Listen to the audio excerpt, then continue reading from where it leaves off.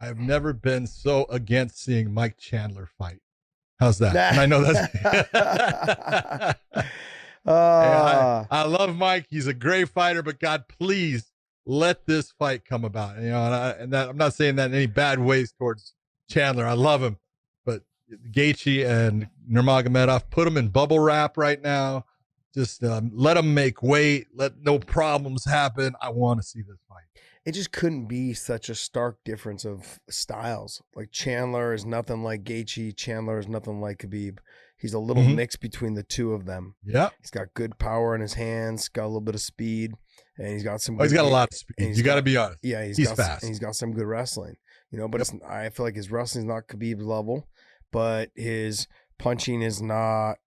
It's faster than Gaethje's, but the way that he strings it all together, Gaethje does that better. So the two of that, it's like a little bit of mixture of both.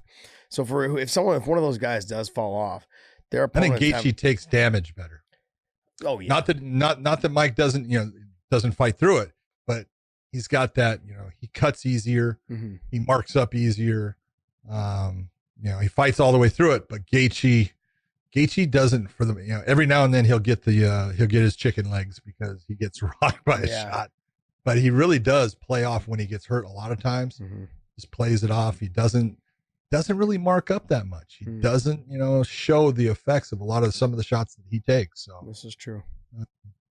It's one of those, like, I'll give credit to the guys who put together the things for the UFC. I saw the promo between Khabib and Justin. They did a really good job with it because they called Justin the Berserker and Khabib the Eagle. Indomitable force that is unbeaten, dominated everyone, and he has. I hear all this stuff all the time, Josh, about Ally Quinto, took him to 5 rounds. I'm like, did you guys watch that fight? Did you really watch it? Nothing against Al, but Al was beat up bad in that fight. Now, I know Rogan came out and was saying how bad Khabib's stand-up was at certain times and stuff. You got to figure Khabib had 2 different opponents that he was supposed to fight before 3. he ended up with the 3rd in Iaquinta. Yeah. That's not what, someone usually will take a fight over. Yeah. Especially a title fight. Oh, yeah. They want the title and they want to get there and do it. But the thing is, they also don't want to lose their opportunity fighting somebody they had never prepared for. And I know the other person had never prepared for Khabib either. But that other person wasn't the number 1 contender. That other person has nothing to lose. Yeah, he has nothing to lose. It's like they weren't supposed to be there anyways. When you fought your whole life to get to that one position and realize you've been the number 1 contender for a while, and you finally get the opportunity, and you're fighting a guy you didn't train 1 second for in camp. Yep. And realizing that person really has not one fucking thing to lose. It's all on you. It's all on you to get the win. It's the pressure's on you. And if you don't get it, it's like, we knew he wasn't that good. Look, he lost to this guy who's only ranked number 6 or number 9 or whatever it was. And so at the time it's a shitty situation to be in, but he was able to come through and he got the win over Ally Quinta. I mean, and then people talk about how shitty Khabib's stand-up is. Yeah, but his shitty stand-up works. It's extremely effective. Shitty. It's not. It's not shitty at all. I wish I could explain better to people on how it's not pretty good. It's not, technically pretty. It's not. It's in Barbosa style of goddamn. Look at how sharp he is in the stand-up there. Look at how smooth he does these things. He's a different kind of athlete than that, but his stand-up is effective, and that's all that matters. Yeah. I don't care how pretty you are. It's how effective are you? If you are a pretty fighter and you're getting the shit beat out of you, it doesn't matter. Yeah. Because the effectiveness of what the guy is beating you with is what counts. And Khabib at times is super effective with his stand-up. And he doesn't rely on his stand-up. His stand-up is there for one thing. That's to get him close enough to grab a hold of you. And when he does, you've got, Godzilla clutching down on top of you that now you can't get away from him. Go back and watch Dustin Poirier at the end of the 1st round of his fight with Khabib. And you could see a guy that has fought everybody. You see a guy who has prepared for this fight with everything that he has watched tape on a guy and knows exactly what he wants to do, has done, round after round with grapplers, trying to take him down and getting on top and all of these positions that Khabib likes to do. And at the end of that first round, he was like, I can't get him off of me.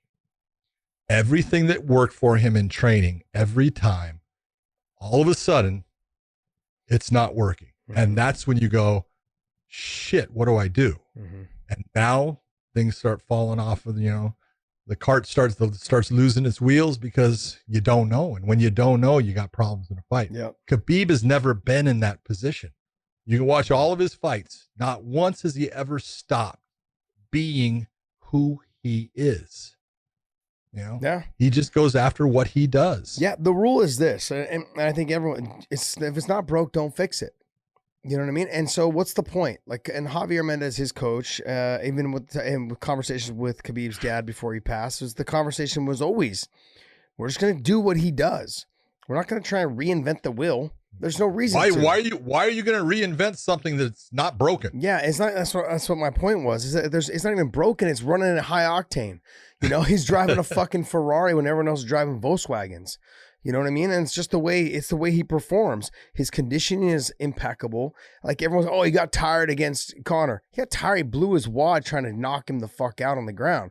And like, sure, he took the round off. He could have, and that round was still very, very close, by the way. I think he learned something in that fight, though. Yeah. Because he went into that fight just like everybody that fights Conor. He got under their skin. Mm-hmm. He got under Khabib's skin. He had Khabib. Yeah. Khabib is not. You don't say. Yeah. Well,